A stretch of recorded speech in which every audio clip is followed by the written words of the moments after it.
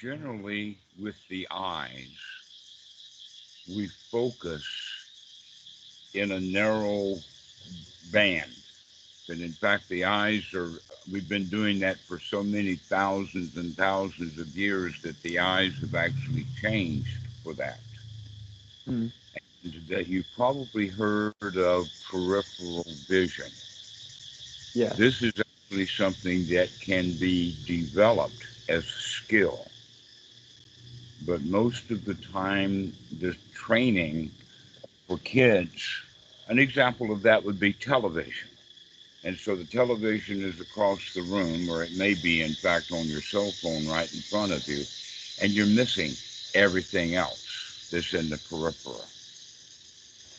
The body is also like that in a way that whatever part of the body that we focus on, all the rest of the body becomes peripheral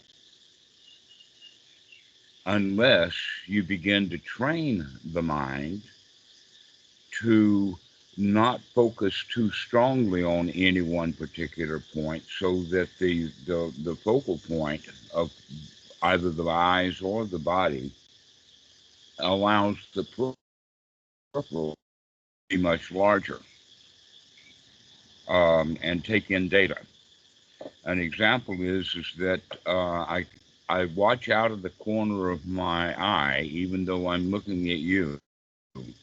I see things, people coming into the yard, cars passing by, things like this. One of the funny examples is that because we keep the doors open because of the here, we will have occasionally birds fly into the room. And there have been times when all three of us were in the bedroom and a bird would fly from the front porch into the front room and then into the bedroom, circle around, see no way out, and then fly back out. And I was the only one that saw the bird because everybody else was focused and didn't see it. And I think that that's happened 3 times in the past 5 or 6 years. Mm. All right. So what we're getting at is that we are trained in our society to not pay attention to the body and to Mm. not pay attention to what is in our peripheral vision. And yet it can be done what you would call subconsciously. An example of that is in a city, if someone is walking down the street and an intending robber comes up behind them, they won't know it, but the hair on the back of their neck will stand up. This is one of the signals that robbers will use is that they're not going to bother somebody who reacts to them as they approach. Right? This is kind of known in some circles of thievery. But the people who are going to get robbed, they don't even recognize that the hair that's standing up on the back of their neck is kind of a warning. Mm. And you can see that with dogs too. They really have the hair on the back uh, stand up. Okay, and that standing up process has to do with tightening of the muscles, getting ready for danger. And yet, a lot of the behaviors that we have with the body are done subconsciously. We're not paying any attention. Just like things can happen, and they happen out of the corner of our eye, and we don't know it. That this is actually part of the training that I received from Achan Po. That he would do things like if I was standing in a group watching a ceremony or something like that, he would intentionally come up quietly behind me and whisper in my ear until I began to really wake up, and then he couldn't do that anymore. His job was done because he couldn't sneak up on me. He also would stand in the yard of my kuti. I would be inside the kuti and he'd stand outside waiting for me without making a sound, just to see how long it took me to come to my senses, basically. Okay. I can't train that with the students on the internet. Mm. But we can let you know that you can begin to train yourself, because you're beginning to pay attention, to start paying attention to the body. Now, in the Mahasi method, they call it, they have a little phrase, rising, falling, touching, and sitting. Mm. Have you heard that phrase before? Rising, falling, touching, sitting? No, but I've heard of like noting, which. Okay. This is not, this is. Oh, it's not. Okay. This actually is the noting of the body. Hmm. This is most specifically body, where the noting is almost always thought of as mental noting what's in the mind. But you can actually apply it to the mind. The rising is on the in breath, and the falling is on the out breath. And then the sitting, the touching is obvious. Rising, falling, touching, sitting. You know about the cloth, you know about the air, you know about that. But the sitting actually refers to what we call proprioceptic sensing system Mm. that you are using on a regular basis subconsciously, but you're not aware of it consciously. Shall I demonstrate that for you? Yes, please. All right. Close your eyes. And now raise your right hand above your head. Okay. I can't see the hand from here, but that's all right, because it doesn't matter that I see it. Okay. So you opened your eyes. So close them again. Now, do you know where the hand? Do you know where the hand is? Do you know that you just drooped your arm? Yeah. What position? What position is the hand in? Is it curled, or is the fingers pointing up? The fingers are pointing up. Okay. How do you know that? I don't know. I just know. Okay. I just That's sense it. called the proprioceptic sensing system. Okay, you can bring the hand. Wait a minute before you bring it down. Put it back up. Oh. Okay, now look at it. Look at your hand. Is it where you thought it was? Yeah. Or generally. Okay, so so your eyes are verifying that your proprioceptic sensing system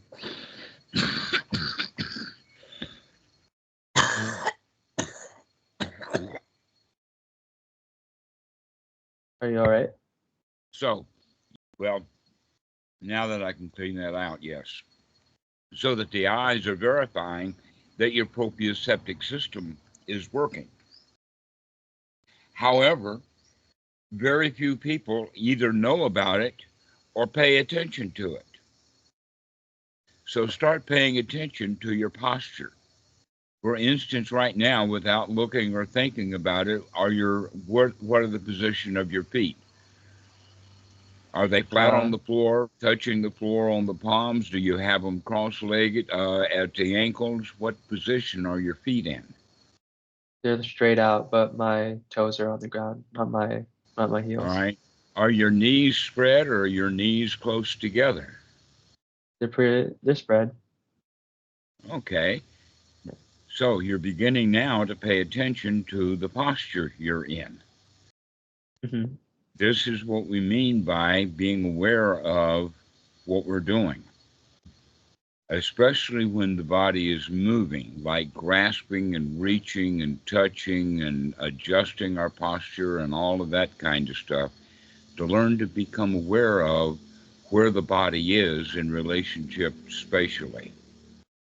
Okay, that's cool. I kind of have noticed myself noticing, like, for example, like I often stand on like one foot randomly, and so I notice that sometimes, and so I force my other foot down so I'm not like unbalanced. Mm-hmm. That in fact, the part of the proprioceptic system is the balance. Hmm. They're intricately wired. That in fact, it has to do then with our being able to balance so that we can stand up And the proprioceptic system is what puts our body in the position that it's in to be able to stand and not fall. Mm. Okay, now sports people, some sports, really pay attention to this proprioceptic system and begin to train it so that people can make spectacular shots or catch balls out of the air or even catch an arrow and things like that, is because they've been training using that proprioceptic system so that they know exactly where the hands are going to be. Okay. For instance, in baseball, a catcher, or let us say more likely a first baseman, who's got that glove that goes out, that he can catch a ball with that without having to have eye-hand coordination visually. That the coordination is that he can see the ball and his hand proprioceptically is placed in the right position to catch the ball. And yet you talk to your average first baseman and he don't have a clue about what we're talking about. He just does it. Yeah. But us people who are intentionally paying attention to the body, you can begin to um, pay attention to what your hands are doing. Pay attention to the positions that they're in and how they're moving. Mm. This is actually the word mudra. Have you ever heard of the word mudra? Yeah. Okay. So mudra means hand position. In fact, mu is the word, Asian word for hand. Mm. Okay. And for instance, in Thailand, song mu means second hand, like a used car. Mm. Okay. So the mudras, there's quite a number of them that are depicted in the literature. You've obviously seen this one. Mm. But do you know that it's got a value to it? The value is the distance between the thumb and the forefinger. Can you detect the distance between the thumb and the forefinger proprioceptically so that you know that they're about to touch and how far they are from touching? They can actually feel each other without physically touching. An energy will build up between them. Mm. The same thing is true with this posture, that in fact the why where everybody is doing that is an adaptation of bringing the fingers very, very close together and the hands very close together. You can feel, the hands can feel one another before they touch. There's kind of an energy, or actually almost as if you've got a spongy ball between the hands, that you, when you press in like that, you can feel that each of them can feel each other without actually touching. It feels like a kind of slight wind to me. Okay. Then there's another one which places the hand out like this, okay, way out. Oh. Okay. And this one is one that's used with spreading loving kindness Mm. because you are putting your energy out the palm of the hand. Just like we were doing it before here, we can tell that there's this energy. Now we can stretch out the hand and push that energy right out. Oh. Okay. This has actually got a formal name on it called laying on of the hands, a healing process to where the touch and the holding actually is beneficial. And the dogs know this so much better than humans. Humans go around saying, don't touch me, but the dogs will jump on your lap saying, please pet me. That's why we call them pets, is because they want to be rubbed and touched Mm. and have that energy flow. Okay.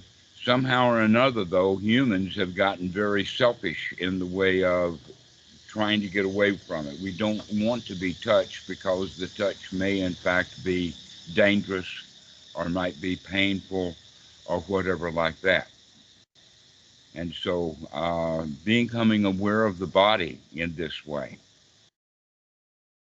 Also, when you're picking stuff up, an example is that when I'm holding this up like this, like it was sitting on the table, when I come to pick it up, open your hands, become aware of what you're touching.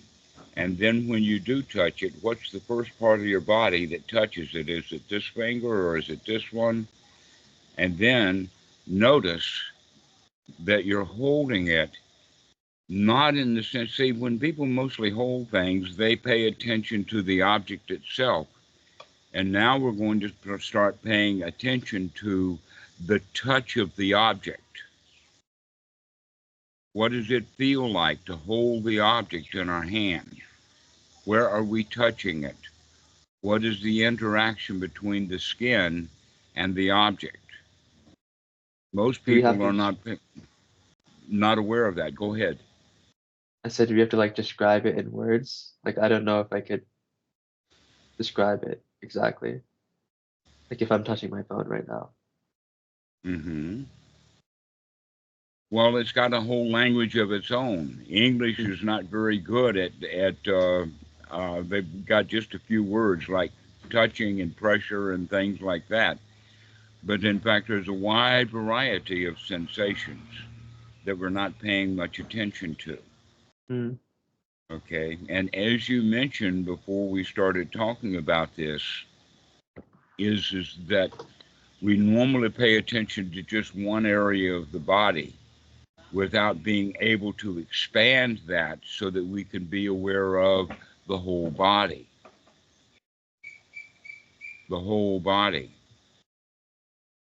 So as we're breathing in and as we're breathing out, we get in touch with the body as it's breathing. Now, in the Goenka method, they have a body scan, and a lot of people misunderstand it because they get into the formal movement and making sure that they don't miss any parts, and they fail to really develop the skill of the knowledge of the body. Mm. Okay, so one of the ways of learning this is by paying more and more and more attention to what your hands are doing. Got it. Let them be actually, the hands are so sensitive that there are as much nerve cells in the hands as there are in the eyes. And yet we're humans, especially in Western culture, are very, very visually oriented and not very tactile. All right. So we can develop that tactile sensation. An example would be that a car mechanic is working on the engine of the car and he's got to put a bolt in, but there's no way that he can see that bolt. He has to feel his way by being able to feel the where he's going to put the bolt and what the bolt feels like in his hand, and being able to turn the bolt to get it to fit into the place. The same thing is true with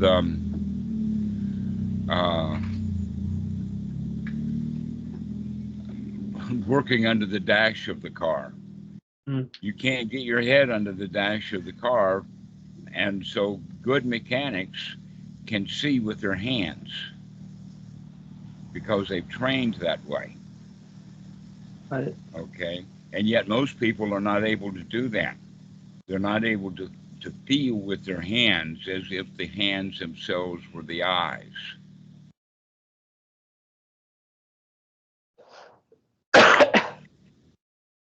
And so beginning to use these mudras will help develop the hands.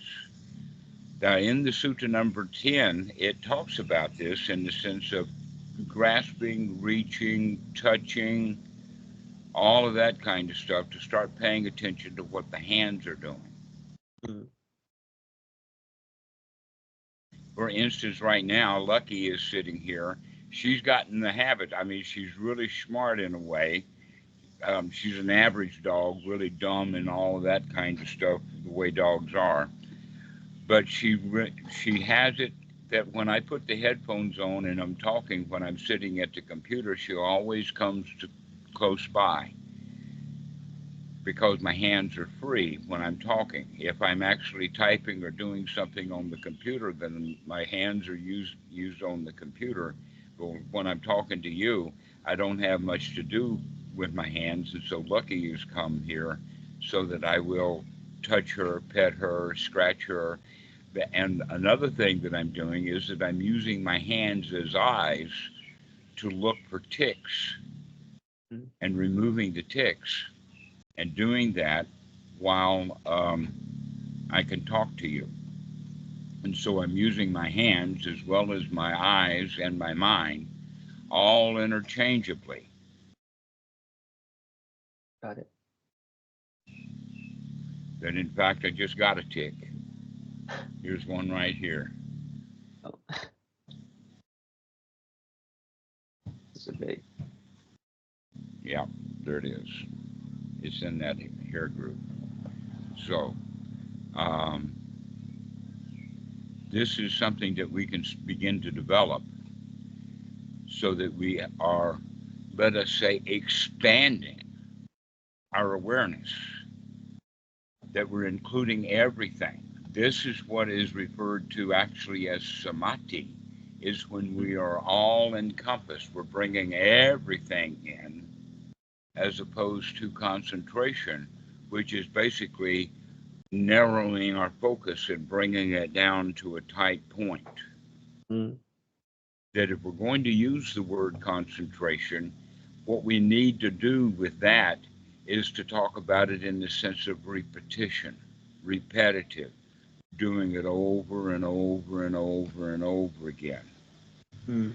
That would be what we would use with the word concentration, rather than the other use of the word concentration, which would be focusing on narrowing down or, uh, let us say, removing some sensory input so that we make one kind of sensory input far more important than another. But the real basic um, anapanasati of getting to know the body means that you really do begin to know the body. You know your hands, you know your feet, you know where things are, you know how you're moving around, you're aware of how the body fits into the environment. Mm. That in fact the boundaries between who you think you are with the body and your environment, that boundary is much looser than you would imagine. Like the girl, the teenage girl, don't touch me. She's got a very definite boundary of who she thinks she is based upon where the skin is, Mm. as opposed to a mystic, which is expanding his awareness and bringing it out. So I thought that I would make that mention too about the body, to let the body's knowledge of the environment expand so that you know the touch, you know the proprioceptic. That proprioceptic actually will make eyes out of your hands. And so you're aware of all kinds of things. One of the ways that you could think of it is that it's really hard to sneak up on someone who is alert and awake and aware. If somebody is focused, let us say, an example, because I see this often, is washing dishes. Mm.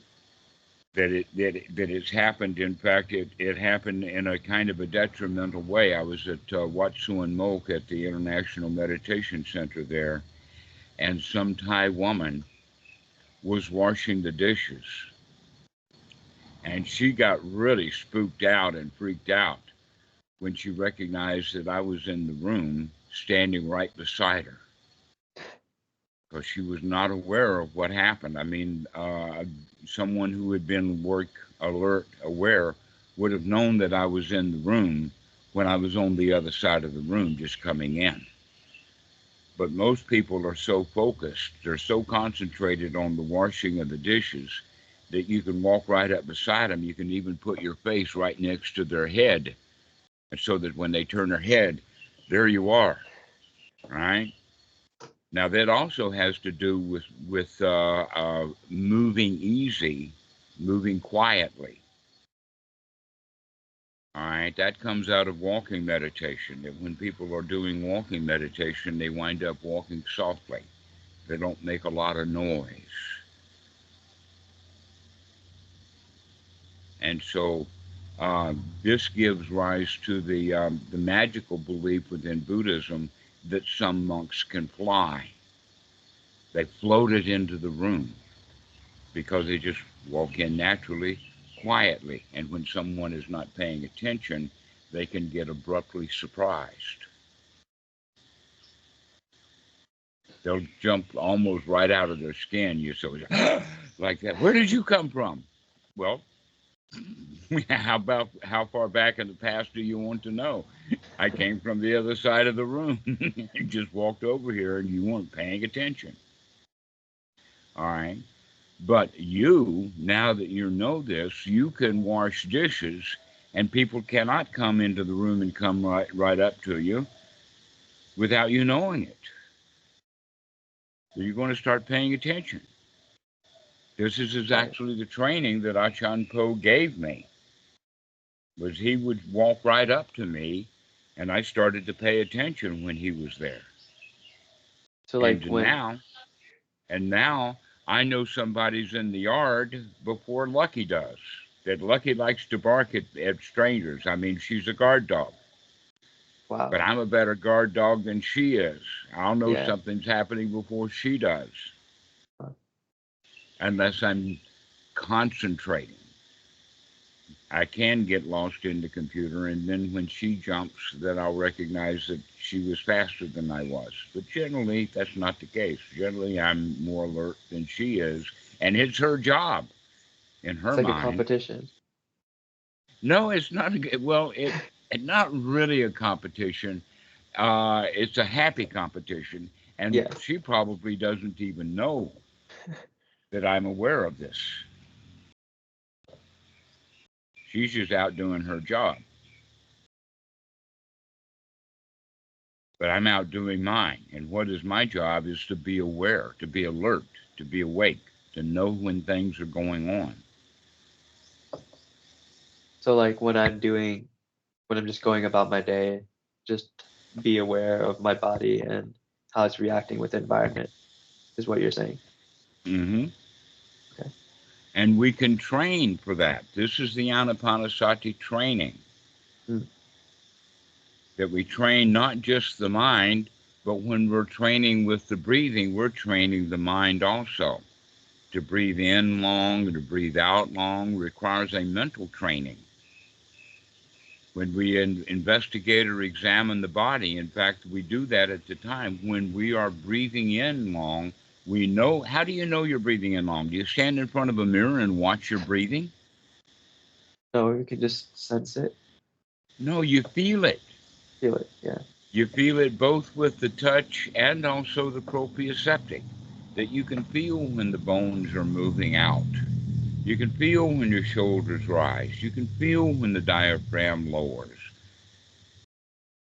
You can feel all of this. So begin to pay attention to your breathing, not necessarily just the air, but the body and what the body is doing with the air. Just like I mentioned about the touch of the item, that we're no longer paying attention to the item that we're holding. We're paying attention to the holding of the item, paying attention to the body. Okay. And this is a training that you can, in fact, progress through.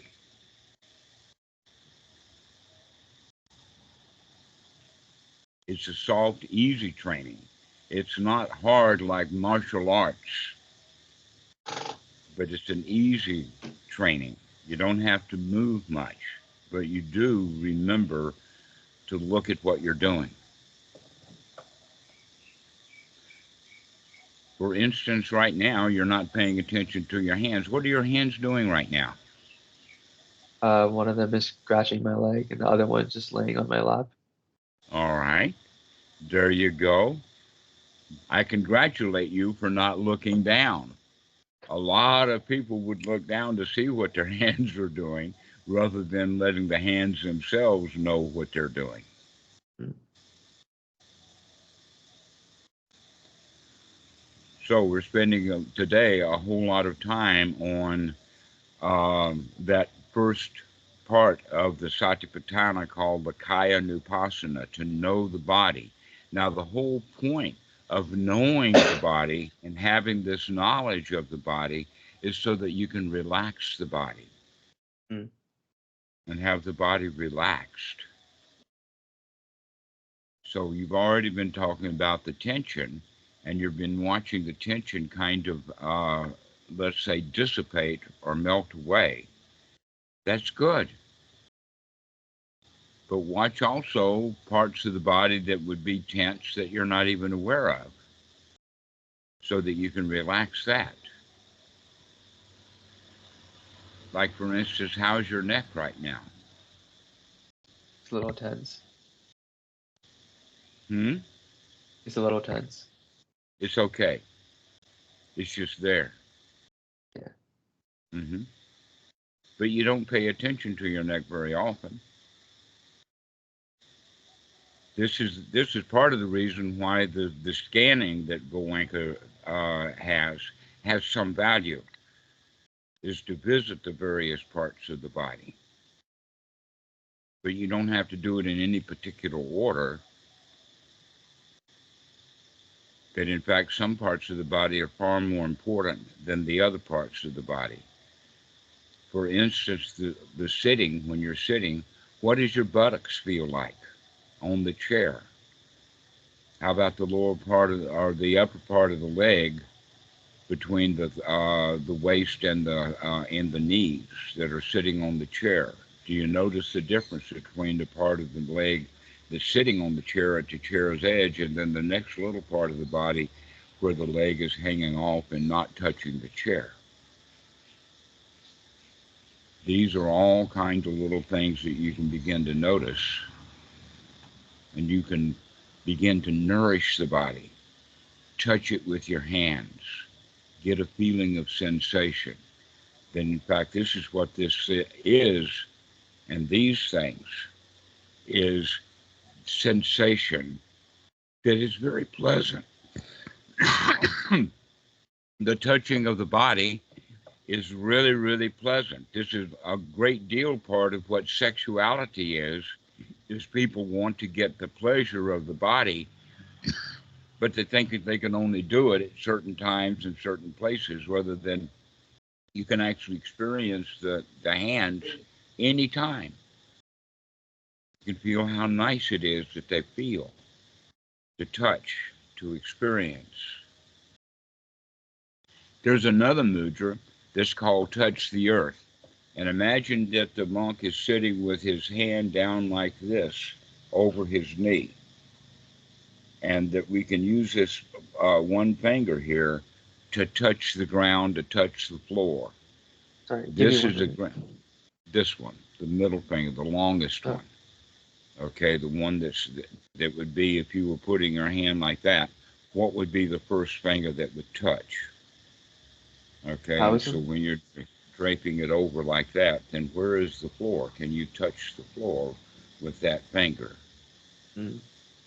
This is used for grounding because a lot of the times the monks will get into a position of feeling like that they're floating or that they're 60 feet tall, and putting that touch the earth will ground us back into reality of what the body actually is, rather than having these fanciful feelings. So this is why the mudras are so well known, is because they have the quality of uh, practice. You would call it meditation poses or meditation postures, of knowing what the fingers are doing, because you gain great pleasure out of the body when you're paying attention to the body. Mm.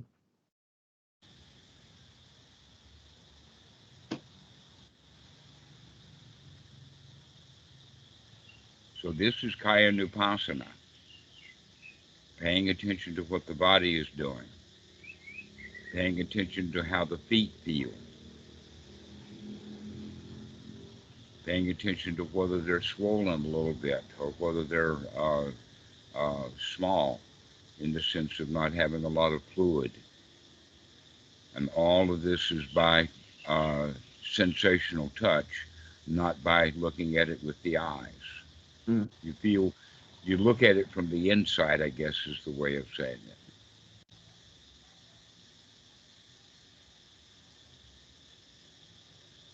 And so practice well. Practice getting in touch with your body. Okay, well,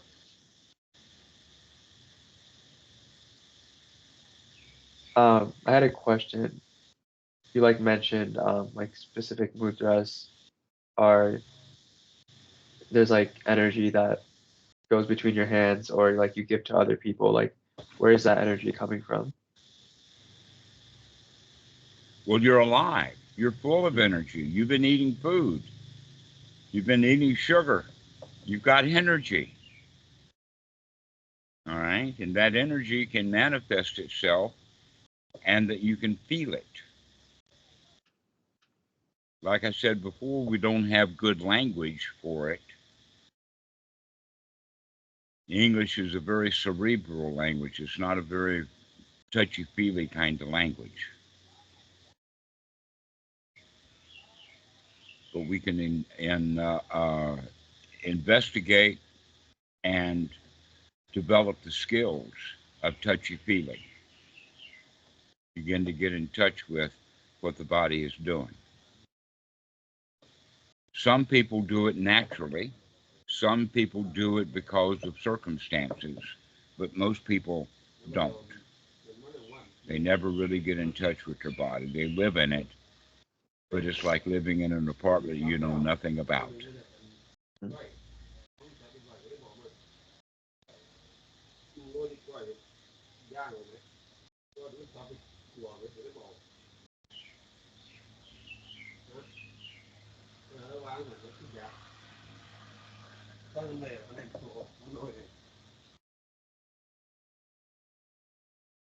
Okay, So this, that makes sense. all Sorry, go right. ahead. I'll work on, or I'll pay attention to my body and react with the environment. And then like during my regular sits, just also be aware of the body or the entire Mm-hmm. body when I'm taking breaths or long breaths. Mm-hmm. Very good. Now, one of the really valuable points about this is that because you're beginning to gain pleasure from the body, it's no longer just a major source of fear. Then, in fact, fear, tension, anxiety, frustration, and all of that is in the body. And when we're frustrated, we don't want to feel the body because it doesn't feel good. Right. But when we are paying attention to the body, that frustration will melt away. And now the body is a source of joy and pleasure rather than a source of irritation. That's just why I'm talking to you about this so much, because you've been talking about the tension and anxiety that you felt in the body. So now you can start to play with that stuff. It becomes Mhm. pleasant rather than fearful. Yeah, I've definitely started to experience some of the pleasantness the body has to offer. Very good. Very good. All right. Well, why don't we finish now and you go play with your body? All That right, I'll sounds do that. dirty, doesn't it? No, I like that. It's like it's a fun phrase. All right. Well, we'll see you. Thank you. Bye. Okay. Bye bye.